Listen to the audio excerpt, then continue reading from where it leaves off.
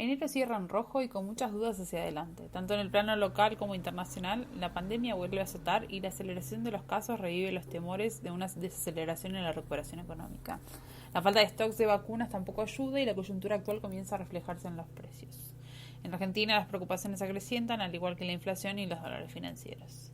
Ya en el plano local y con vaivenes, los bonos en dólares cerraron el mes con bajas en ambas curvas. Por su parte, el riesgo país sigue ascendiendo, acumulando una suba semanal de casi 25 puntos y un avance mensual de 73 puntos básicos. De esta forma, el índice se acerca de a poco a los máximos de corto plazo de 1.482 puntos observados en octubre de 2020. Haciendo foco en los movimientos de mercado, los bonos en dólares de legislación argentina cerraron la semana con caídas del 0.3% y del mes retrocediendo un 7.5%. Respecto a la ley de Nueva York, los mismos cayeron 0.5% y 5.1% respectivamente. Con una reducción semanal en el diferencial de rendimientos entre las diferentes legislaciones, las TIRES se ubicaron en niveles del 16-19% para la ley local y del 15-17% para la ley extranjera, manteniendo pendientes invertidas a lo largo de toda la curva. En este marco, seguimos esperando avances en las negociaciones del FMI que serán determinantes para los títulos de deuda. Respecto a los bonos en pesos, la mayoría de las subas siguen siendo los títulos SER. La curva se mantiene con pendiente positiva, alcanzando TIRES reales promedio del 3.5%. Estos bonos acumulan subas semanales del 2% que se estira hasta el 4.3% si los analizamos mensualmente. Por su parte, los bonos dólar link acumularon movimientos semanales y mensuales de negativos del 0.1 y 0.2% respectivamente, mientras que los Badler promediaron subas de 1.3% en la semana y 2.6% en enero. Por otro lado, el gobierno sigue captando financiamiento en el mercado. En enero se logró un rollover cercano al 120% de los vencimientos, lo que representa un financiamiento extra de casi 36.000 millones de pesos. Recordemos que las emisiones alcanzaron el 127% de los pagos de deuda en el tercer trimestre del 2020 y llegaron a cubrir el 142% en los últimos trimestres de ese mismo año. Hacia adelante mantenemos foco en los vencimientos que se vienen en el próximo trimestre, con pagos promedio mensual de 270.000 millones de pesos. Seguimos en línea a los montos cubiertos los últimos meses. Por esta razón, si bien no será un desafío simple cubrir dichos montos en la actual coyuntura, es algo que el gobierno ya demostró que es capaz de controlar. En cuanto a lo monetario, si bien enero fue un mes positivo en términos de reservas para el Banco Central, los últimos días presentaron mayores ventas e indicarían una tendencia a la baja de cara a febrero, un mes que se caracteriza por menor demanda de dinero y mayor demanda de dólares. Siendo más específicos, enero comenzó con un Banco Central comprando dólares hasta el 19 de enero, donde ese día comenzó a vender divisas para controlar el tipo de cambio y abastecer la mayor demanda que venía del sector privado. Si bien terminó el mes con un saldo neto positivo de 202 millones de dólares aproximadamente, los últimos 4 días hábiles acumuló ventas netas estimadas por unos 146 millones de dólares. En la última jornada del mes, el BCRA registró ventas ya por 60 millones de dólares.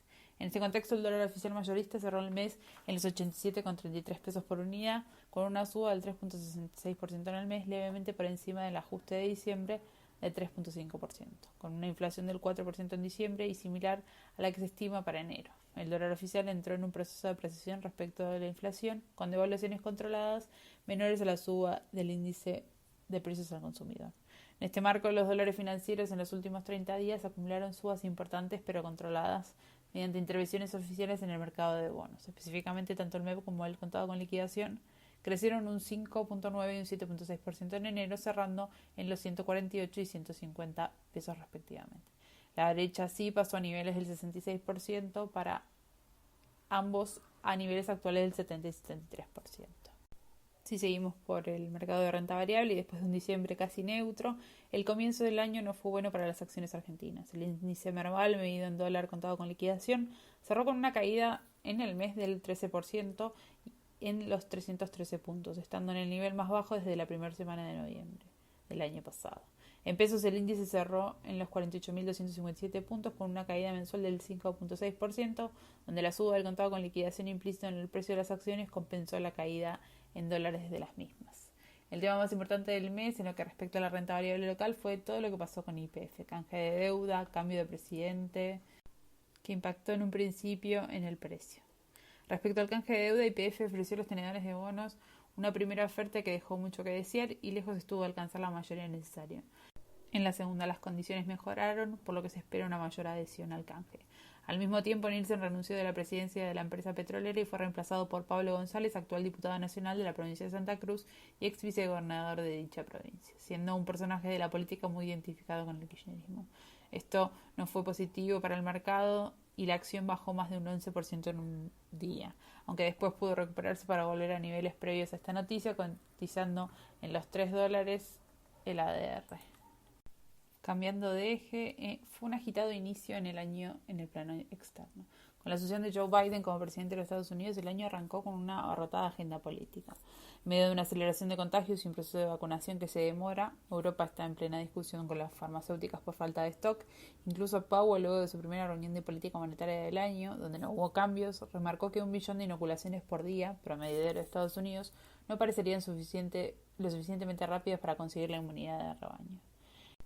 En lo macro resaltamos los números de crecimiento americano. En concreto, el PBI preliminar americano logró una suba del 4% anualizada en el cuarto trimestre del 2020. El retraso en las vacunas, sumado a la aceleración de los contagios y nuevo récord de muertes y las restricciones de la circulación y las actividades, es probable que hayan frenado la recuperación de crecimiento en el último trimestre. En todo el año la caída fue solo del 3.5%, aunque fue la peor desde al menos la Segunda Guerra Mundial. También la temporada de balance se perfila como un catalizador positivo, donde 171 componentes del S&P 500 presentaron sus informes correspondientes. Las estimaciones de los analistas fueron superadas en un 84%, y si esto continúa así, sería el primer trimestre de crecimientos de las ganancias por acción desde fines de 2019. En este contexto, los principales índices americanos cerraron con una tendencia mixta. Por un lado, el Nasdaq tuvo un crecimiento mensual del 1.6% hacia las 13.071 unidades. En cambio, el Dow Jones retrocedió un 1.4%, mientras el S&P 500 un 0.2%.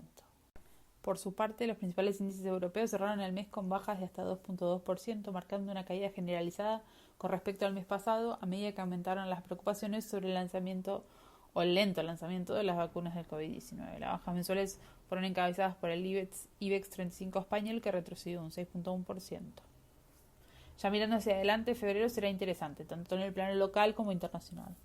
Por nuestro lado, el viernes dejó una nueva intriga.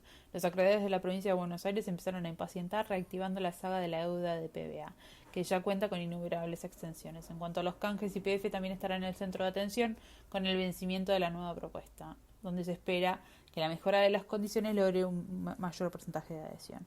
Además, este mes tendrá 2 licitaciones y un importante saldo para renovar por 260.000 millones de pesos. La primera el miércoles próximo y la segunda más sobre fin de mes, donde aún no conocemos mayores detalles. Ya en la parte externa, el problema de stocks de vacunas seguirá siendo clave, con Europa que ya advirtió a las compañías farmacéuticas como AstraZeneca que usaría todos los medios legales o incluso bloquearía las exportaciones a menos que aceptaran entregar las inyecciones como se prometieron. También esperamos definiciones en el Senado por el paquete del 1.9 billones de dólares de Biden. Cualquier demora podría ser negativa para los mercados, que entre otras cosas seguirán atentos a Amazon, que será la estrella de la próxima semana de la temporada de balances americana.